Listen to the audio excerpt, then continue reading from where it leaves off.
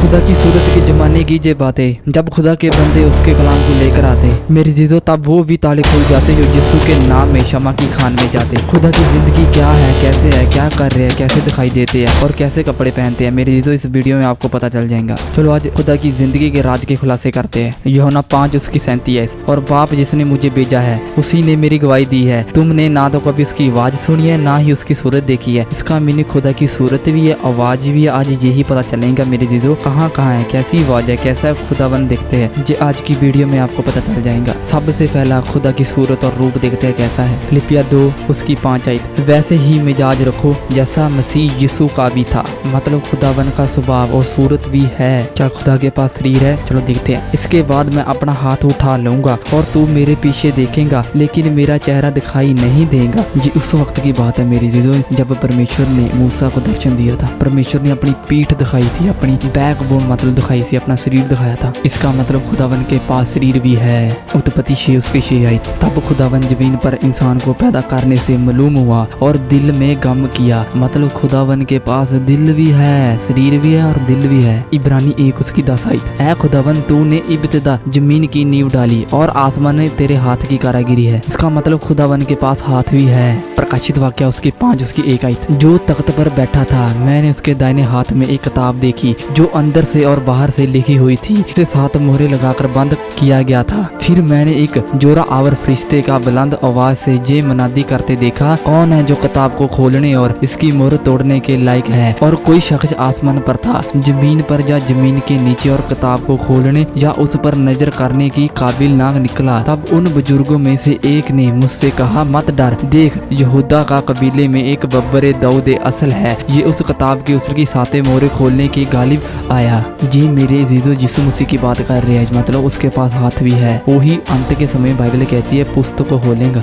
गिनती 12 उसका 8 है। उससे मैं गुप्त ऋषि से नहीं परंतु आमो सामने और प्रतिष्ठित होकर बातें करता हूँ, और वह यहोवा का रूप निहारने पाता है। इसका मतलब परमेश्वर के पास मुख भी है। परमेश्वर मूसा के साथ आमो सामने बात किया करते थे। यशायाह 30 उसकी 27 आयत। देखो खुदावन दूर से चला आता है, उसका गजब भड़का और धुएं का बादल उठा। उसके लब कहर आलूदा और उसकी जुबान भस्म करने वाली आग की मनादी है। इसका मतलब खुदावन के पास लफ्ज भी है, जुबान, होठ, जीभ भी है। जी उस वक्त की बात है। बाइबल कहती है जब परमेश्वर ने सूर्य को दंड देना था, बाइबल कहती है परमेश्वर का जो लफ्ज होठ थे क्रोध के साथ भर चुके थे। निर्गम 24 उसका 10 आयत। और उन्हें इजराइल के खुदा को देखा और उसके पाँव के नीचे नीलम का पत्थर और चबूतरा सा था जो आसमान का मंदिर शफकाफ था। इसका मतलब खुदावन के पास पाँव भी है। भजन संहिता 11 उसकी 4 आयत। खुदावन अपनी मुकद्दम हैकल में है। खुदावन का तख्त आसमान पर है। उसकी आंखें बनी आदम को देखती और उसकी पलकें उसको जांचती है। इसका मतलब खुदावन के पास आंखें भी है और पलकें भी है। भजन संहिता 18 उसकी 6 आयत। अपनी मुसीबत में मैंने खुदावन को पुकारा और अपने खुदावन के फरियाद की, और उसने अपनी हैकल में मेरी आवाज सुनी और मेरी फरियाद को जो उसने हजूर थी उसके कान में पहुंची।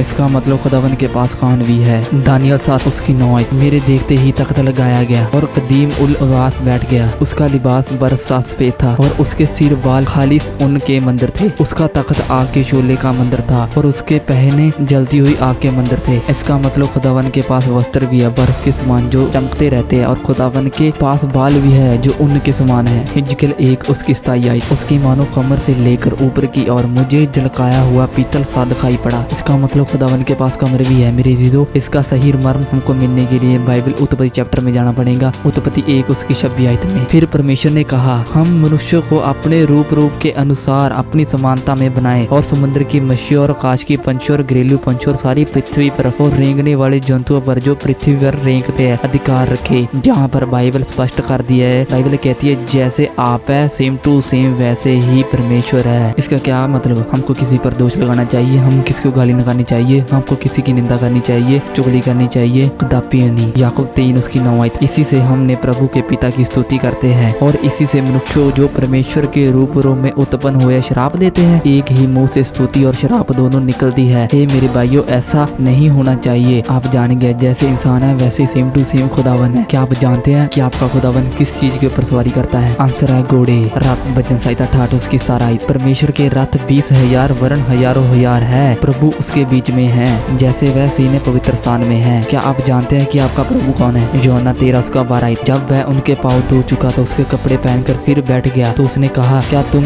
समझते हो कि मैंने तुम्हारे साथ क्या किया? तुम मुझे गुरु और प्रभु कहते हो और भला कहते हो, क्योंकि मैं वही हूँ। आपका जो प्रभु है वो है यीशु मसीह। बाइबल कहती है अंत के समय में वो घोड़े पे सवार होकर आएंगे यीशु मसीह के नाम में। Praise the Lord. और भी ज्यादा जानकारी देखने के लिए मेरे अजीजों आपको ये चैनल सब्सक्राइब करना पड़ेगा।